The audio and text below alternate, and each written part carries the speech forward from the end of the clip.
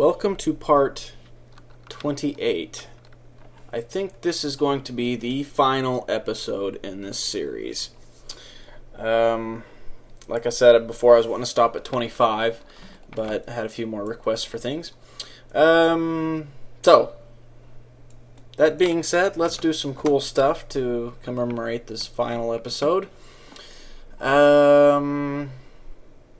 Okay, let's clear out the animation that we made in the previous segment. Do that the same way we did with the other one. Just go in here and just X that out. And then grab everything, Alt-R, Alt-G, clear everything out. Excuse me. Okay, now, first thing I want to do is, someone asked me a while back, I think, if I could talk about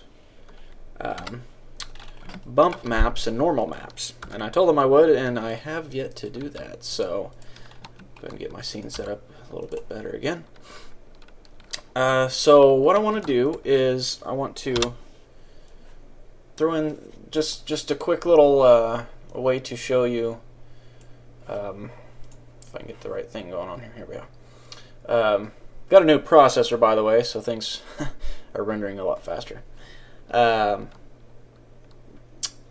Anyways, in any case, I want to throw in a bump texture on his uniform here to make it look more, instead of like spandex, I want to make it look almost like body armor or something like that. So, what I want to do is go back into Photoshop, and I have my texture map opened already. And what I want to do is the normal maps are basically black and white, and it takes like the white and makes that raised up, and the black makes it go push down, basically. So if you see white, that means it's something going to be above the surface, black is going to be below the surface, more or less. There's probably a more detailed explanation than that, but that works. So what I want to do, like I said, I want to have an armor look, so I'm going to turn on our UV coordinates, and I'm going to use each one of these lines, since they all match up perfectly with each other. That's what I'm going to use for my normal map. So I'm just going to make a copy of this layer so I can just turn that one off and play with this one. And I don't want the lines to be on the face, so I'm going to grab my eraser tool, and I'm going to erase these lines off of the face area. And you can see I'm erasing some of the white in the background too, but that's fine, because when we save it, it'll automatically fill in those empty spots in the background. Okay, so yeah, basically the only place I want these lines to be is on the gray uniform, so I'm going to delete it off of everything else. Excuse me. The gloves, everything. Okay, and the belt. Alright. Well, how do I get rid of that? Huh. Okay. Now, if we zoom in to 100%, we can see some pixelation going on this. So I want to apply a little bit of a blur map to it. So I'm going to filter, blur, Gaussian blur, and just blur it a little bit. Not a whole lot, just a little bit to get that pixelation off. Get the pixelation off there. Okay. Now I want this blender symbol to be raised up. So go ahead and turn that layer off so I can grab stuff underneath it. So I'm going to make it white, and make that little dot white also. You know, while I'm thinking about it, let's go ahead and save this as a save the PSD so I don't mess up the original. Texture normal map, and save. Okay.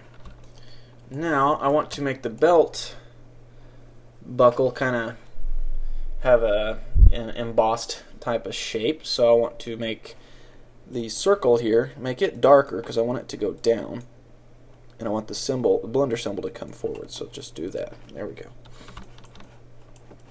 Okay, and I think that's good. Let's go ahead and turn that layer back on, and now I'm going to just flatten all the layers flatten the image. Okay, discard all the hidden layers.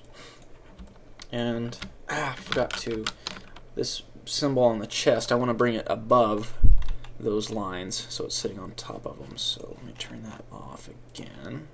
Grab these, just drag them up. And now I'll turn that back. Okay, now I will flatten layer, flatten image. Okay. And now I want to image adjustments, desaturate. Turn everything black and white, gray, shades of gray. So there we go. And okay, this looks good. So I'm going to save as JPEG. Texture normal map.jpg. That's fine. Okay. Now let's pop back into Blender. Grab our model. On the front view here. And go to the Materials tab. And go to the Texture buttons. And let's go down and add a new one. Add new. Click on Texture Type. Go to Image. And we're going to load a new one. And it was texture normal map.jpg. Select that image. Go back to the Materials. And this is going to go to UV under Map Input. Map to normal unchecked color. So right now it's going to put a little bit of a normal on there, but it's what normals are is it's, I guess it applies to which direction the face, the polygon is facing. Got my email opened up. So if it's facing up, then the normal face is pointing up. So the normal is pointing up. So it's basically a way to say which direction the faces are going and the depth of them, if that makes sense. I don't know. But rather than call it like a bump map or normal, or a bump or, you know, shape or something, they call it normal. So anyways, that's what normals are. So let's put the normal amount up to, let's say, 3. Okay, you can kind of see what it's going to look like over here. Let's go ahead and make this a little bigger so we can get a better preview here. And it looks like it's raising the black up rather than putting it down like I wanted. So let's scale it back down. Horizontal. There we go. That's a little too small. Okay. A little too big. Okay. And go ahead and click on normal again, and it turns it yellow this time. And if you notice, way over to the right, there's like a two little boxes, one dark, one light at the bottom. If you click on it again, it turns it off. Click on it once, it's white, and the little square on the bottom right there is dark. You click it again, it turns yellow, and the square at the top gets dark. So, okay, we want the yellow one. The yellow one makes the black go down and the white come up. So, now that we've got that on there, let's give it another render, and we should see a nice grid pattern on his uniform.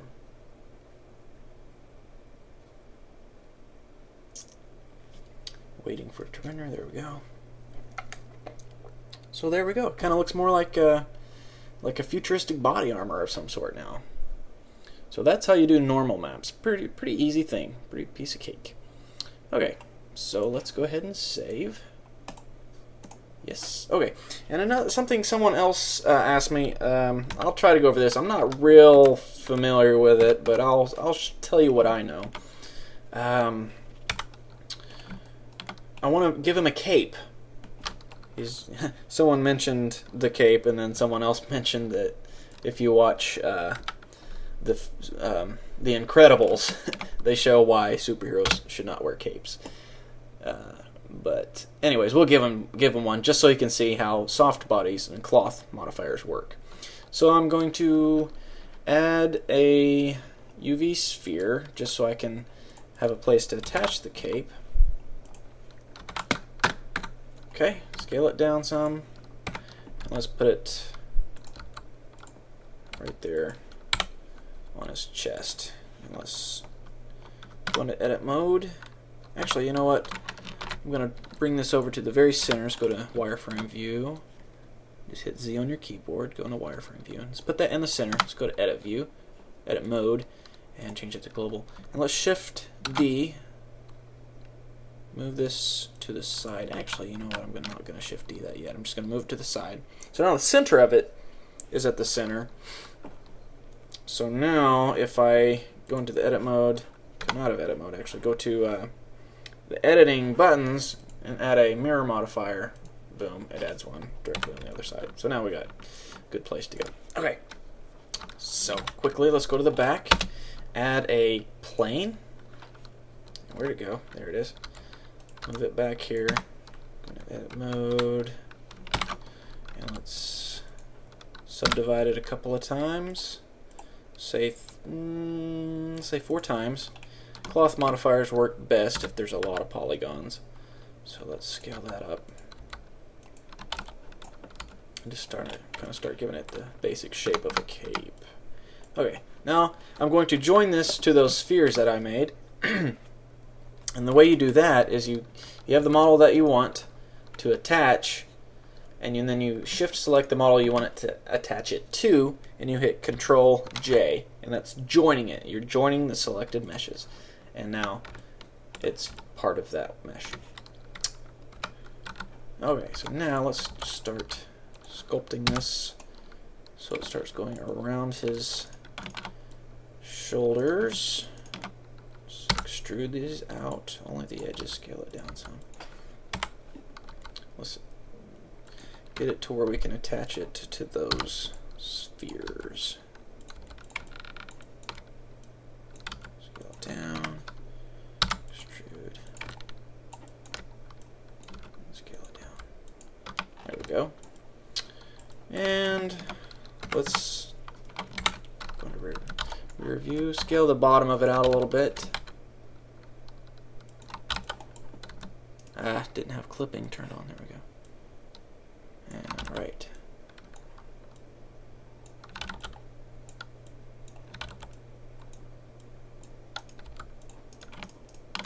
Okay. A little short, but let's go ahead and lengthen it out, I guess. Lengthen it out. Scale it on the Z-axis. Just drag it down. We don't want it to be like Superman's cape where it's nearly dragging the ground. Just have a cape in there just to show you how we do this. Okay, now I want to apply this mirror modifier, and just go ahead and add a subsurf to it with 1 level, and the render level also shall be 1. And turn on set smooth. Okay, and let's go ahead and attach it. Fine, grab it. There we go. Attach it to the chest bone. I'm going to go ahead and parent it to the bone. There we go. Now anywhere the chest moves, the cape will follow. Now, as I've said many times before, this is where the magic happens. First you gotta go to the cape, and let's go inside and, well, let's see, we need to straighten this out, I guess. There's some overlap there, that's not good. Stand by for the magic. Merge these guys together so there's no overlap. Okay. Now then. Good? Good. Okay. Now we have to create a vertex group. So we go new, and we'll just call it cape. And now we go in, if I can get to the right view, there we go, back, rear view, Control 1, and let's go to weight paint. And we want to select, okay, edit mode, select all, assign those vertices to that vertex group. Now it's red. So what the red means in our soft body speak, the red is solid. And we don't want the cape to be solid, we only want these points that are attached to Johnny to be solid. So what we need to do is grab our subtraction and let's make the opacity down a little bit. And we scale way out and just start painting on the cape with a slow blend to where it starts stiffening up.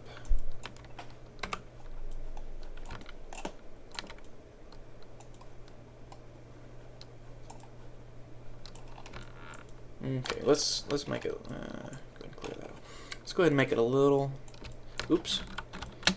Blur it a little further up. I want that stiffness to be a gradual fall off, not such a sudden one. And a little bit around the top of the collar, maybe just hit the add, just a little bit. Okay, now done with the weight paint. Come back out, and let's see. Let's select the body and go to your object, and now physics, and this guy is going to have collision. Am I doing this right? Forgive me if I'm a little rusty. Object, yes. No fields, just collision. I might have to futz with this a little bit. I said futz. Okay, now grab the cape. Hit cloth and pinning of cloth, and it's already got cape is the only vertex group that has, so automatically does it. So now if you just hit I believe it's Alt A, allow me to introduce myself. My beg your pardon. Is still have that audio clip in there. Let's go ahead and delete that out. Okay, go ahead and save. Okay, now Alt A, and it applies that cloth to our cape shape. Isn't that pretty neato? And since we told the model to have collision, it's bouncing off of them. So come out and let's go around here. It's kind of going through them. Got to play with the settings sometimes. Is it bouncing off of them? I think it's just responding to that stiffness at the very top. Let's see what it looks like. It's not bouncing off of him at all, is it? Well, let's see what we can do to amend that. Grab the model, and let's see. Advanced cloth. He's not going to be a cloth. Let's see, there used to be a way to make him, I think it was just in the fluid settings. There used to be a way to turn objects into hard bodies rather than soft bodies. Is it right here? You know what? Let me research this just a bit. I'll be right back. You won't even see the difference. So hold on just a second. Okay, I figured it out. The problem is that the cape is on. It has to be on the same layer as our mesh, and right now it's on the same layer as the bones. So we want to put it up on the mesh. There we go. Go ahead and turn off the bones. And now, since this guy is set to collision, and we have the cloth with enabled collisions, now when we hit Alt A, it'll calculate it out, and we will collide against the body. And it also work. Actually, let me go ahead and show you. Going to escape out, clear the cache, free the cache. And now let's turn on the bone layer, and I want to just add a quick little animation. Actually, you know what? Let's grab one that we've already made. How's that sound?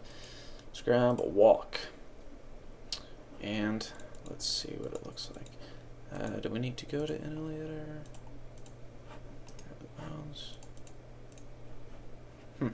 It's not showing as walk. I wonder why. Oh, I think I applied the action to the wrong thing. Yeah, bones, yeah. Walk. There we go. So now, let's see what's going on. Guess I move this over, and we delete that. And let's clear its location so we got right back to the middle. There we go. Okay, so now, are we walking? Yes. Alright, so Where's our cape coming up there for? Does it have a keyframe on it somehow?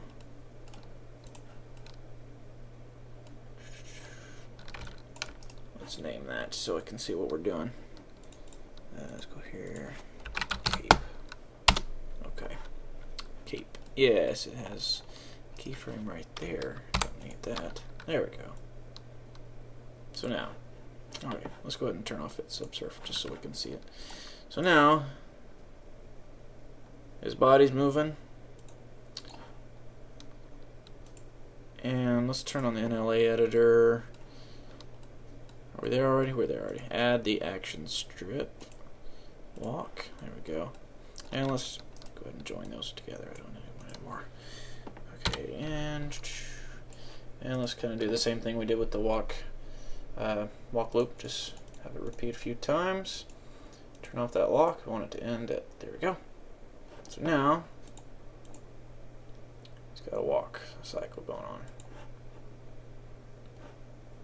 It's not wanting to repeat it because I have the walk cycle applied to the wrong thing. You got to make sure it's on the armature or it won't work. Okay, now add the action strip. Walk. Drag it over here. Repeat, repeat. Action end. Come on, unlock. 50. There we go. Now, there we go. Now we hit Alt-A. The cape should follow along with his movements and be knocked around by his hands as they're swinging. That might take up some power, so let me go ahead and save. And let's go back so we can see it. And let's all the way back to 0. Alt-A. So it's kind of, his arm's through it right now, so it's kind of, he's pulling it along. Let's see if his arm will come out of it at all.